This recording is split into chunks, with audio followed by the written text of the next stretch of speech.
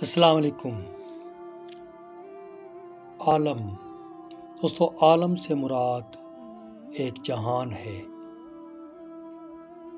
اللہ تعالیٰ کی ذات نے 4 بڑے عالم پیدا فرمائے ہیں۔ سب سے پہلا عالم عالم ارواح ہے۔ عالم ارواح کا مطلب کہ اللہ تعالیٰ نے جب تمام روحوں کو پیدا فرما دیا اور سب سے اپنی فرمانبرداری کا وعدہ بھی لے لیا، تو اس عالم کو عالم ارواح کہتے ہیں، یعنی تمام روحوں کا عالم۔ پھر ان روحوں کو اللہ تعالیٰ نے وقفے کے ساتھ دنیا میں بھیجنا شروع کر دیا، اور یہ سلسلہ ابھی تک جاری ہے اور قیامت تک جاری رہے گا۔ تو یہ دوسرا بڑا عالم ہے جس کو کہتے ہیں عالم دنیا، جس میں تمام لوگ دنیا میں اپنی زندگی گزار کے جا رہے ہیں۔ اس کے بعد تیسرا بڑا عالم عالم برزخ یعنی قبر کی زندگی ہے۔ جو بھی شخص دنیا سے چلا جاتا ہے تو اس کی زندگی کا آغاز ہوتا ہے، جسے کہتے ہیں قبر کی زندگی، اور اس کو عالم برزخ بھی کہتے ہیں۔ یہ بھی اپنا ایک الگ نظام ہے۔ اس کے بعد چوتھا بڑا جو عالم ہے وہ عالم آخرت ہے، جب تمام لوگوں کو حاضر کر لیا جائے گا اور ان کا حساب کتاب کر کے ان کو جنت یا پھر دوزخ میں بھیج دیا جائے گا، اور وہ زندگی ہمیشہ کی زندگی ہوگی۔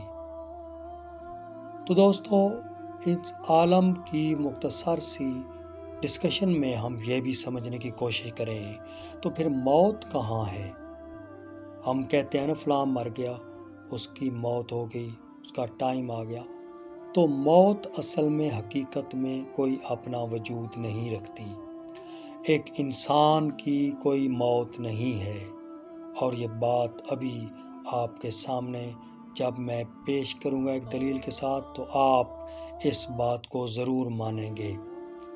ہوتا یوں ہے کہ ایک شخص جب دنیا سے چلا جاتا ہے تو سمجھیے کہ وہ اس دنیا سے پردہ کر جاتا ہے، اس دنیا سے تو چلا جاتا ہے، نظر نہیں آتا، لیکن حقیقت میں ہمارے لیے وہ مر چکا ہوتا ہے، لیکن اس کی اپنی اگلی زندگی، اگلا مرحلہ، اگلا سٹیپ جسے ہم عالم برزخ کہتے ہیں، اس کا آغاز ہو چکا ہوتا ہے۔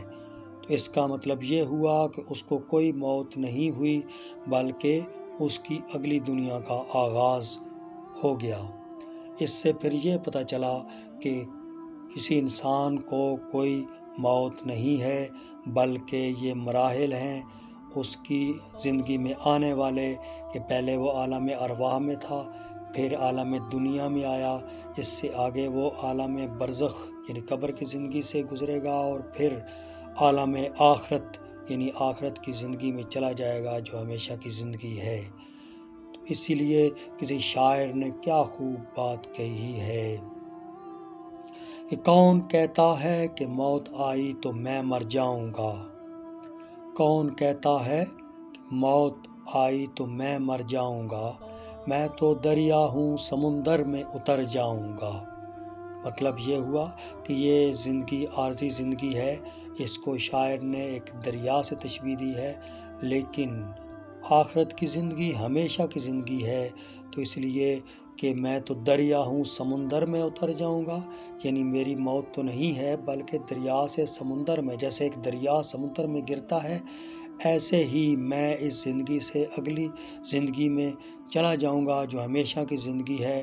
جیسے سمندر تا حد نگاہ وسیع ہوتا ہے، ایسے وہ زندگی نہ ختم ہونے والی زندگی ہے، تو میں اس میں اتر جاؤں گا۔ اسی طرح سمجھیے کہ ایک اور شاعر کے ایک شعر میں کہ کوئی آتا ہے کوئی جاتا ہے، کوئی آتا ہے کوئی جاتا ہے، رنگ محفل یہی ہے، ساقی کی نوازش جاری ہے، مہمان بدلتے رہتے ہیں۔ دوستو، کسی نئی مختصر سی گفتگو کے ساتھ پھر آپ کے سامنے حاضر ہوں گا۔ تب تک اپنا خیال رکھیے۔ فی امان اللہ۔ السلام علیکم۔